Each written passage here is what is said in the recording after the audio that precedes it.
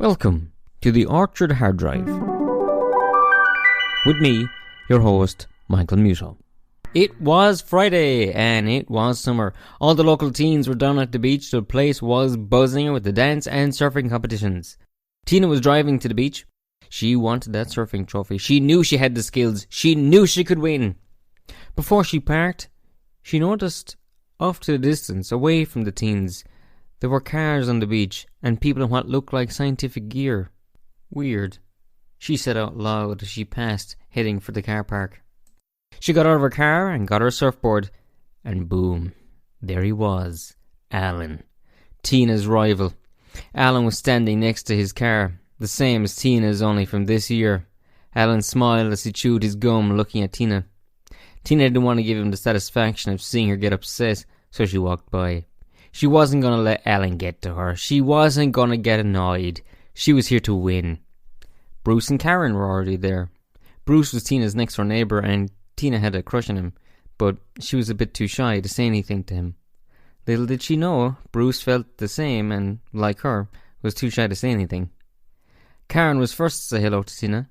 They were all in the same classes together. Karen asked if Tina was ready for the surf competition. She said how she was, then the scientist caught her eye again. "What are you doing over there?" she asked out loud. Bruce told her how his father, Chris, and some other scientists had made some kind of discovery over there. Something boring, no doubt, Bruce said before he awkwardly laughed. Karen said she wanted to go to the lockers to get her dance shoes. Karen was entering the dance contest later. They all began to walk towards the lockers, with Tina taking another look at the scientists before joining them. Chris said to another scientist how their findings were remarkable. The other scientists agreed and said how it could mean a whole new species they had no record of. They were taking photographs of strange large eggshells.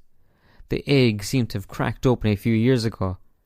The shell was found in a small underwater cave the day before, but this egg was unlike anything they'd seen before. It was large, but there were also no sign of other eggs. There were a few theories, but nothing concrete. Chris saw webbed footprints in the sand close to the cave, but of course that would just be people wearing swim fins. He laughed at what he thought at first, but then he put his hand to his chin. I looked back at the large eggshell. Karen had left Tina and Bruce to get drinks for everyone. As she stood waiting to be served, she felt like someone was watching her. She looked around and couldn't see anyone, but cold-blooded eyes were locked onto her. The inhuman shape disappeared back into the water. A little later, it was getting close to the competitions. Tina and Bruce were waxing their boards, getting them ready. Suddenly, Bruce screamed. Tina asked what was wrong. Bruce just pointed, unable to speak. Standing on the beach was a strange sea monster. It was humanoid, but scaly, and had tentacles emerging from its back. It moved slowly, almost like it was scared. Tina was terrified, as was Bruce. The monster made its way closer. Bruce held up his surfboard as a kind of weapon, but the monster's tentacles lashed out and grabbed the board from Bruce. There was a strange standoff, the two humans and the monster, each party waiting for what the next move would be. When suddenly, the monster took off. Bruce stood there for a moment, then yelled, "My surfboard! That thing took it!" Tina and Bruce ran after it, but it was too far ahead and ran into caves nearby. "What was that thing?" asked Tina. Bruce was just as stunned. Tina looked at Bruce and suddenly remembered his father. Maybe Chris would know something. They took off in search of the scientist. Soon they found him and told him what had happened. Chris couldn't believe it. He had been right. He told them the caves the scientists were investigating were actually linked to the caves the monster ran into. And so, Tina, Bruce and a team of scientists all led an expedition to find the monster and get Bruce's surfboard back. But if everyone was being honest, that was the last thing on their minds. That or the competition. Karen was standing against the wall looking out over the beach for Tina and Bruce. The dance competition would be soon, and she wanted her friends to be there cheering her on. Strange eyes watched Karen, eyes from the water, with it once again sinking beneath the waves. Tina, Bruce, Chris and the scientists explored the caves. They weren't long, but they were winding. Chris warned it was easy to get lost. Then they found it. The home of the monster, The scientists were buzzing with excitement. They found its bed. Then Chris found something shocking. A TV-DVD combo. Wow, said Chris. A TV-DVD combo. That takes me back. Hey, wasn't this what they were stealing in that first Fast and the Furious film? Chris trailed off. The other scientists couldn't believe it. Tina then spotted a DVD box open. It was a film about a big dance contest. Tina gasped. The thing! It's going to attack people on the beach! It's going to attack people at the dance contest! They all ran back out of the cave the way they came in. And there it was, stalking from the shadows, the monster. It watched the dancers move and shake as the crowd cheered on. Tina, Bruce and the scientists arrive at the beach. They scanned the scene for the monster. Then Bruce spotted it. There it is, yelled Bruce, and it's got my surfboard.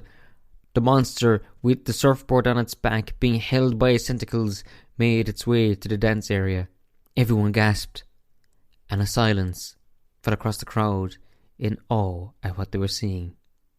With the music still playing, it almost looked like it was dancing. The monster was actually dancing. Why, of course, said Chris, stroking his chin. It wanted to enter the dance competition. That's why it was walking over, and then you, Bruce, stopped it by holding up your board. Tina then realised it was almost time for the surf competition, but she doubted it would happen now, what with everyone being worried about the monster. Bruce pointed and told Tina to look. Everyone was dancing with the monster. Tina, Bruce and the scientists all joined in, and everyone had a great dance with the monster.